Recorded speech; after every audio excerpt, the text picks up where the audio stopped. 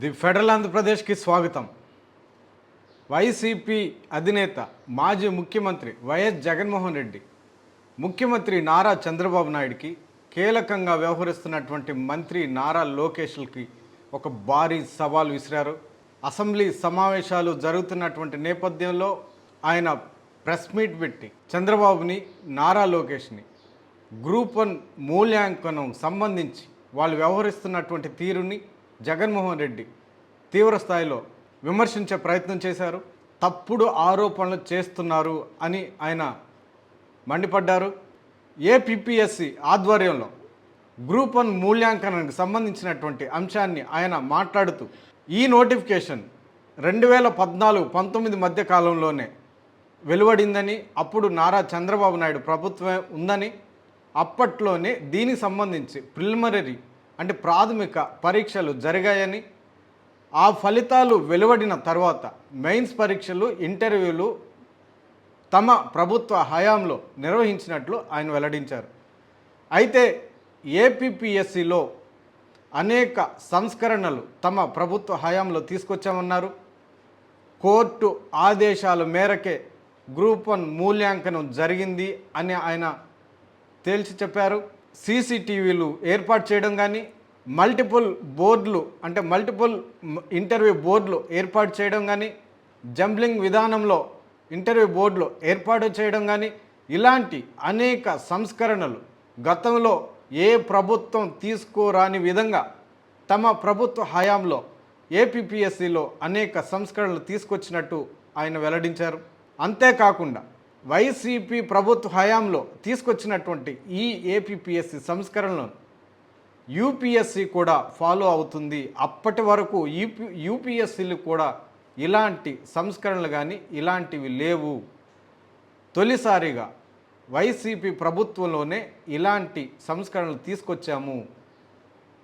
అత్యంత ప్రతిష్టాత్మకమైనటువంటి యూపీఎస్సీ కూడా ఈ సంస్కరణలు తర్వాత ఫాలో అవుతుంది అని ఆయన వెల్లడించారు.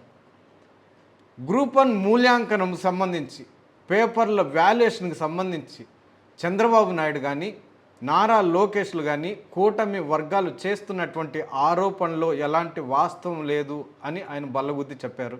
కావాలనే డైవర్ట్ పాలిటిక్స్ కోసం ప్రభుత్వం మీద వస్తున్నటువంటి విమర్శలను తప్పించుకోవడానికి, లేకపోతే దారి మళ్లించడానికి, ప్రజల్లో దాని మీద చర్చలు జరగకుండా చేయడానికి ఇలాంటి ఆరోపణలు చేస్తూ వస్తున్నారు అని ఆయన తేల్చి చెప్పారు. మెగా డిఎస్సి అంశాన్ని కూడా ఆయన ప్రస్తావించారు. మెగా డిఎస్సిలో స్పోర్ట్స్ కోటా కింద అక్రమాలు జరిగాయని ఆయన ఆధారాలతో సహా చూపించే ప్రయత్నం చేశారు. స్పోర్ట్స్ కోటా కింద జీవోలు ఇవ్వడము, వాళ్ళని అంటే వాళ్లకు కావాల్సినటువంటి అభ్యర్థులను ఉద్యోగాల ఎంపిక జరిగిన తర్వాత ఆ జీవోలను క్లోజ్ చేయడము నారా లోకేష్ ప్రభుత్వ హయాంలో జరిగిందని, దాదాపు 372 ఉపాధ్యాయ పోస్టులు స్పోర్ట్స్ కోటా కింద అక్రమంగా అవినీతిగా భారీగా జరిగిందని తీవ్రమైనటువంటి ఆరోపణలు గుప్పించారు. వీటికి సంబంధించినటువంటి ఆధారాలను ఆయన చూపించే ప్రయత్నం చేశారు. దమ్ముంటే తమ ప్రభుత్వ హయాంలో జరిగినటువంటి గ్రూప్ 1 పరీక్షకు సంబంధించి, ఇప్పుడు మెగా డిఎస్సికి సంబంధించి ఆరోపణలపై సిబిఐకి లెటర్ రాయాలి, సిబిఐ విచారణ జరిపించాలి. ఆ దమ్ము నారా చంద్రబాబు నాయుడుకుందా, నారా లోకేష్కుందా అని ఆయన సవాల్ విసిరారు. 25 నోటిఫికేషన్తో ఇచ్చిన ఈ డిఎస్సి విషయంలో జరిగిన లీకేజ్ అక్రమాలపై మేము ఇప్పటి వరకు ఏ అంశాలైతే ప్రజల ముందు ఉంచామో అవన్నీ కూడా వాస్తవమేనని క్రమంగా ప్రభుత్వమే అంగీకరించే కార్యక్రమం కూడా చేస్తుంది. అసెంబ్లీలో లోకేష్ మాట్లాడిన ప్రసంగం చూసినా కానీ, ఇదే అసెంబ్లీలో చంద్రబాబు నాయుడు గారు మాట్లాడిన ప్రసంగం విన్నా కానీ, ప్రత్యక్షంగానూ పరోక్షంగానూ వాళ్ళు ఈ ఆరోపణలన్నీ కూడా ఒప్పుకున్న పరిస్థితులే కనిపిస్తాయి. తప్పు చేశారు అని క్లియర్ కట్గా కనిపిస్తూ ఉన్నప్పటికీ గింజుకుంటారే తప్ప. మరి ఈ సవాల్ మీద ముఖ్యమంత్రి నారా చంద్రబాబు కానీ నారా లోకేష్ కానీ ఏ విధంగా స్పందిస్తారు, కూటమి వర్గాలు ఏ విధంగా స్పందిస్తారు అన్నది ఇప్పుడు కీలకమైనటువంటి అంశంగా మారింది. అసెంబ్లీ సమావేశాల్లో కూడా ఈ రెండు అంశాలే ప్రధాన అంశాలుగా తెరపైకి వచ్చాయి. అసెంబ్లీలో గ్రూప్ 1 మూల్యాంకనం సంబంధించి నారా చంద్రబాబు నాయుడు, నారా లోకేష్లు భారీగా విమర్శలు గుప్పించే ప్రయత్నం చేశారు.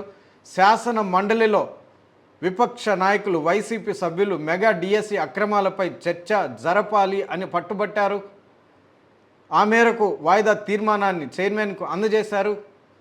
తిరస్కరించారు దీనిని చైర్మన్. ఈ నేపథ్యంలో భారీగా నినాదాలు చేస్తూ బాయ్కాట్ చేసే ప్రయత్నాలు చేశారు. మొత్తం మీద శాసన మండలిలో మెగా డిఎస్సి రచ్చ అయితే బాగానే జరిగింది. అటు అసెంబ్లీలో గ్రూప్ 1 మూల్యాంకనం విమర్శలు అయితే భారీగా కురిపించారు. ఈ నేపథ్యంలో ప్రెస్ మీట్ ఏర్పాటు చేసినటువంటి జగన్మోహన్ రెడ్డి తాను ఈ రెండు పరీక్షలకు సంబంధించి విచారణకు, సిబిఐ విచారణకు తాను సిద్ధంగా ఉన్నానని, దీనిపైన ఇప్పటికే కోర్టులో పిటిషన్ దాఖలు చేశామని, కేంద్ర ప్రభుత్వ పెద్దలకి తమ తరఫు నుంచి లేఖలు రాశామని, తమ ఎంపీల ద్వారా సిబిఐ విచారణ జరిపించాలని కోరుతూ కేంద్ర ప్రభుత్వ పెద్దలను కూడా కోరామని, ఇదంతా జరుగుతూ ఉందని, కానీ ప్రభుత్వ పెద్దలు మాత్రం సిబిఐ విచారణకు ముందుకు రావడం లేదని, దమ్ము ధైర్యం లేదని, ఒకవేళ దమ్ము ధైర్యం ఉంటే వాళ్ళకి సిబిఐ విచారణకు ముందుకు రావాలని, ఆ మేరకు లెటర్ రాయాలని జగన్మోహన్ రెడ్డి చంద్రబాబుకి, లోకేష్లకి సవాల్ విసిరారు.